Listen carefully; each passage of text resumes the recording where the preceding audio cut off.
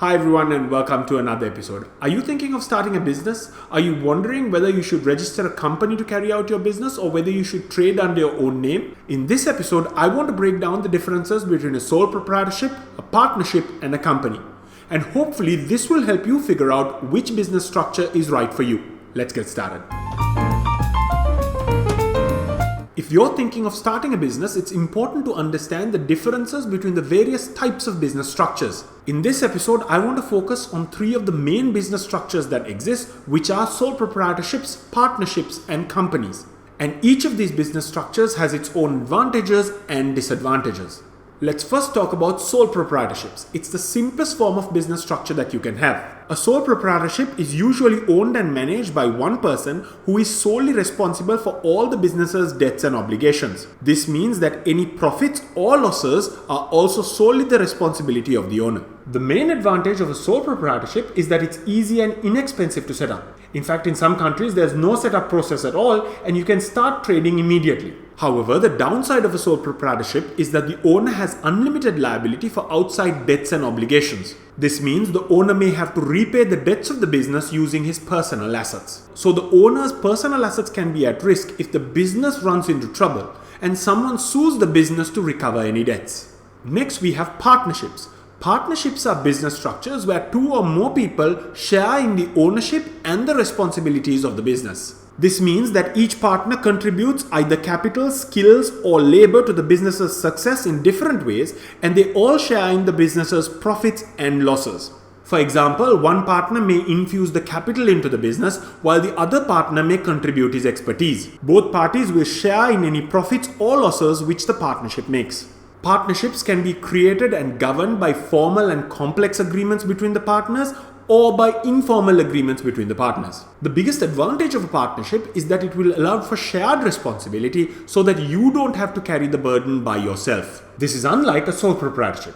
And another advantage is that partnerships are quite simple to set up and there are very few formalities that will govern them. However, the disadvantage is similar to a sole proprietorship. The partners will have unlimited liability in case something goes wrong. This means that the partnership is not a separate legal entity and therefore the partners are personally liable for any debts and obligations the business incurs. And usually all partners will be equally liable to any third party, even if the fault which caused the loss can be attributed to just one partner.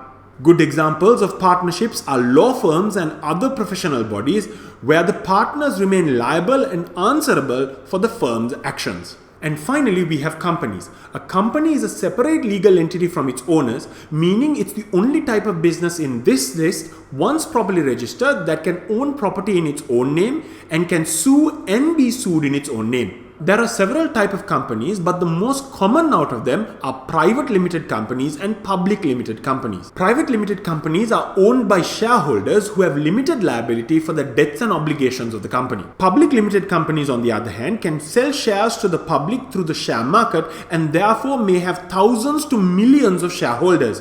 As a result, these types of publicly quoted companies are strictly regulated by various entities of the state. The biggest advantage of a limited liability company over a sole proprietorship or a partnership is that it provides for limited liability for its shareholders and owners. What this means is that any liability that a shareholder or owner has will be limited to the extent of their shareholding. A company, if sued, can only be asked to pay to the extent of the assets owned by the company itself, and therefore the liability does not extend to the owners or shareholders' personal assets. However, the downside of setting up a company is that it can be more complicated and more costly to set up when compared to a partnership or a sole proprietorship.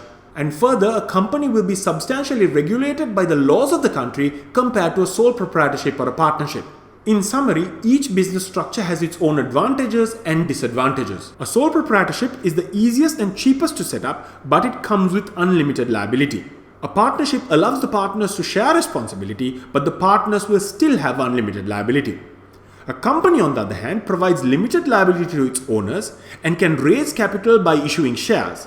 But setting up a company can be more complicated and costly, and it will have to satisfy a lot of regulations. So which business structure is right for you? Well, it really depends on your needs and your goals. But most importantly, it will come down to whether you are willing to accept unlimited liability or whether you want to limit the liability. Now, if you choose to limit liability, this will obviously come at a higher cost because setting up a company will be more costly. If you're still unsure as to what business structure is right for you, consult a legal professional who can look at your circumstances and provide you with an opinion as to what is the best business structure for you. Anyway, that's it for this episode. Also check out this episode where I discuss the duties of a director of a company. I'll see you in another episode. Take care. Bye.